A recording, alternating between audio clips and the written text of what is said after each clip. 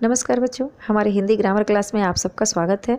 आज मैं आप सबको हिंदी व्याकरण से टॉपिक विशेषण सिखाने जा रही हूँ। तो चलिए बच्चों, आगे बढ़ते हैं विशेषण के तरफ। सबसे पहले हम विशेषण की परिभाषा पर ध्यान देंगे। विशेषण किसे कहते हैं? जो शब्द संज्ञा या सर्वनाम की विशेषता बताता है उसे विशेषण कहते हैं। जैसे सुंदर फूल, छोटा लड़का, 5 अंगुलियाँ, कुछ लड़कियाँ, थोड़ा पानी, तुम ईमानदार हो, वह सुंदर है। इन उदाहरणों में रेखांकित शब्द विशेषण है क्योंकि वे अपने साथ आई संज्ञा या सर्वनाम का कोई न कोई विशेषता बताते हैं। अब आगे देखेंगे विशेषण के प्रकार। तो विशेषण के 4 प्रकार होते हैं: गुणवाचक विशेषण, संख्यावाचक विशेषण, परिमाणवाचक विशेषण और सर्वनामिक विशेषण। अब हम एक एक करके इन पर प्रकाश डालेंगे। तो सबसे पहले देखते हैं गुणवाचक विशेषण। गुणवाचक विशेषण किसे कहते हैं? तो देखिए यहाँ पर, जिस विशेषण से संज्ञा के गुण, दोष, रूप, रंग, आकार, प्रकार तथा दशा आदि का बोध हो उसे गुणवाचक विशेषण कहते हैं। यानी जिस विशेषण से संज्ञा के गुण दोष, यानी सिर्फ संज्ञा के गुण दोष का पता चले उसे हम गुणवाचक विशेषण कहते हैं। जैसे बुद्धिमान पुत्र, झूठी बात, गोरा शरीर, ऊंचा पेड़, अमीर आदमी, बीमार स्त्री। इससे हर व्यक्ति के गुण का पता चल रहा है, हर व्यक्ति के अंदर जो क्वालिटी है वह पता चल रहा है, इसलिए इसे गुणवाचक विशेषण कहते हैं।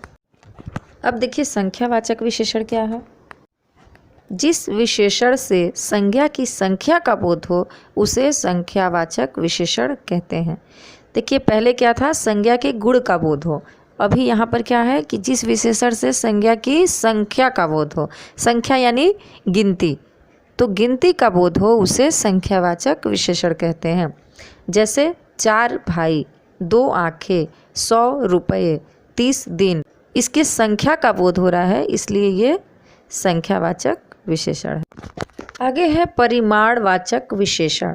परिमाण मतलब क्वांटिटी, परिमाण। जैसे अंदाज़ा लगाना है यहाँ पर, जिस विशेषण से संज्ञा के परिमाण यानी वजन, तौल, माप की जानकारी मिले उसे परिमाणवाचक विशेषण कहते हैं। जैसे 2 लीटर दूध, यहाँ पे 2 है, संख्या है, लेकिन लीटर है, इसलिए ये परिमाणवाचक विशेषण है।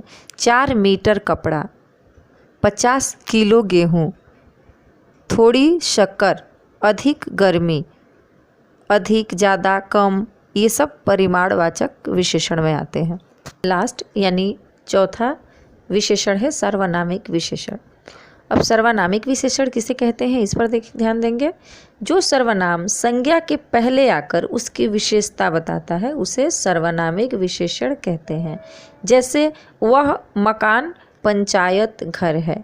यहाँ पर देखेंगे एग्जाम्पल में, तो मकान संज्ञा है और मकान से पहले कौन आया है? सर्वनाम आया है। वह मकान पंचायत घर है, यानी मकान संज्ञा है, संज्ञा से पहले सर्वनाम आया है वह, तो इसलिए ये सर्वनामिक विशेषण है। इसके दूसरे एग्जाम्पल देखेंगे, यह कपड़ा जापान से आया है। कपड़ा संज्ञा है और यह सर्वनाम है, इसलिए ये सर्वनामिक विशेषण है। ये लोग बाहर से आए हैं। लोग सर्वनाम है, लोग संज्ञा है और ये लोग बाहर से आए हैं, ये शब्द जो है वो सर्वनाम है। तो जो भी संज्ञा से पहले आकर के संज्ञा की विशेषता बताता है वह सर्वनामिक विशेषण कहलाता है। तो बच्चों, इस प्रकार से हमारा विशेषण पाठ भी समाप्त हुआ। अब आगे आपको कहीं भी कोई प्रॉब्लम हो तो मुझे कमेंट द्वारा ज़रूर बताइए। धन्यवाद।